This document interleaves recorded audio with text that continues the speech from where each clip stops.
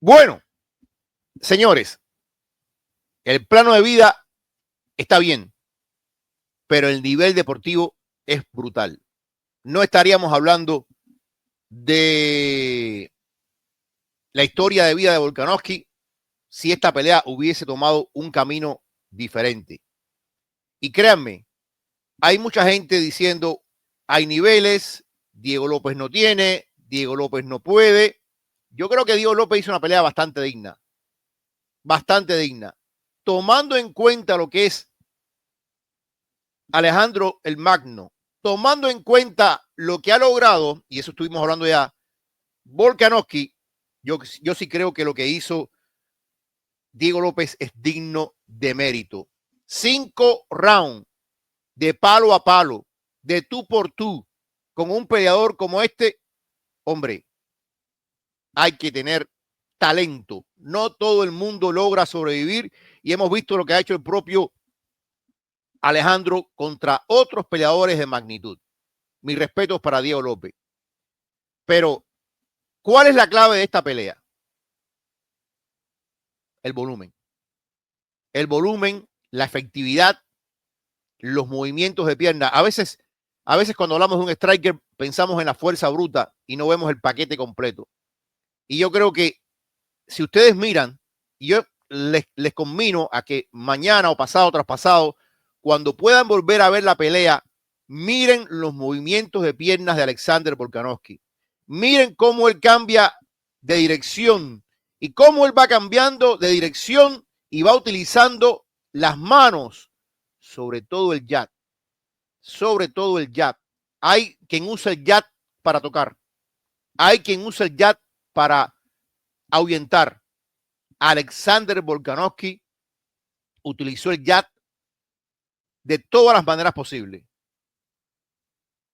Y yo me quedé, o sea, no hubo un solo asalto, no hubo un solo asalto donde Diego López sobrepasara a Volkanovski. De hecho, Volkanovski se convirtió en el 6º peleador de esa división que en una pelea supera los 100 golpes significativos.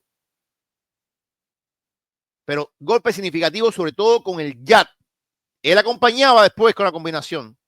Pero cómo entró ese golpe, esa mano de adelante entraba y entraba y entraba y entraba en el rostro de Diego López. Y Diego López, y aquí sí yo recuerdo el tema de los niveles, el tema del aprendizaje, Diego López nunca pudo encontrar un antídoto sobre esas combinaciones que entraban de Volkanovski. Nunca pudo ponerle un freno a esa mano de adelante que era un martillo constante, constante, constante. Cuando tú tienes un jab así, es muy complicado venir hacia adelante, porque lo que hace el jab de Volkanovski es anticiparse a tu movimiento y te va rompiendo el esquema. Tú quieres hacer una combinación de 3 golpes y vienes hacia adelante y te encuentras con ese jab, y ese jab es como un pare fuerte que te dice, por aquí no es la cosa. Dicho esto, yo lo comentaba anoche, hay un momento que cuando Diego López contemple el video nuevamente, se va a dar cuenta que cometió un error. Y es el momento en que él le abre la herida en el rostro a Volkanovski.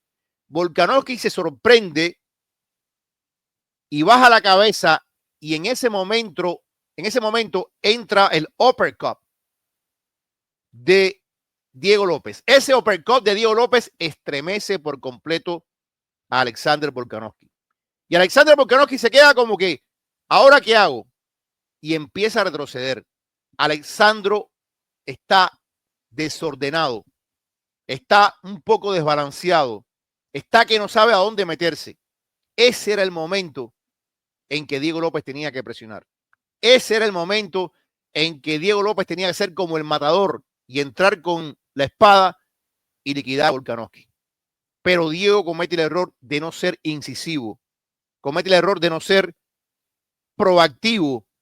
Volkanovski retrocede Se monta en la bicicleta, experiencia pura. Se monta en la bicicleta y vive el momento en pura supervivencia. Pura supervivencia. Suena la campana, termina el asalto. El Volkanovski que regresa de la esquina ya es un Volkanovski que con un maestro como el que tiene, como un maestro tremendo como el que tiene Eugene Bareman, recolecta los pensamientos, vuelve a hacer el mismo, y el Volkanovski que sale para el siguiente asalto es otro peleador, o es el mismo peleador. Ese peleador que por un momento estaba desorientado, desbalanceado, se recupera a sí mismo. Y el momento importante para Diego desaparece. Desaparece por completo. Pero yo insisto en esto. La clave está en la coordinación manos-piernas, manos-piernas. Tirar golpes no es sencillamente tiro la mano hacia adelante y ya. Esto no todo el mundo es Deontay Wilder, que durante años fue campeón tirando la mano como si fuera una piedra. Hay que saber pelear. Diego López, el primer asalto comienza pateando bien, pero luego deja de patear. Deja de patear. Y Volkanovski empieza a cobrar espacio y espacio y espacio. ¿Gracias a qué? Al jab. Parece a veces un golpe. No es lo mismo un derechazo o un golpe de zurda que demuele. No es lo mismo. Pero tú nunca vas a tirar más la derecha que el jab. El jab es el golpe por antonomasia. Es el golpe que lo prepara todo. Es la antesala de la tormenta. Pero a veces, el jab es la tormenta misma. Es la tormenta misma. Y creo que esa tormenta no la pudo solventar Diego López. No la pudo solventar. Dicho esto, me molesta esa gente que hoy está tirando a Diego por debajo del autobús. Esa gente que dice, no sirve para nada, yo lo sabía, esto, aquello, lo otro. No. Yo digo que Diego López hizo una gran pelea dentro de sus posibilidades. Y tomando en cuenta la forma en que regresó Alexander Volkanovski, Diego López hizo una pelea que el público allí lo premió. Lo premió. Y creo que Diego López sigue formando parte de una élite en una división que está mejor que nunca. Y ya vamos a hablar de Yair Rodríguez, Jim Silva, la llegada de Aaron Pico. Esa división va a estar candente. Diego López no se va a ningún lado. Diego López se va a quedar aquí. Yo no sé si va a ser campeón o no. Yo no sé. Y otra figura que no sé qué está pasando con él, que se llama Movsar Evloev. Miren ustedes cuántos peleadores buenos hay en este peso pluma, que de pronto es algo diferente. Totalmente diferente. Pero para ti, ¿cuál fue la clave de la victoria de Alexander Volkanovski? Dame tu opinión aquí.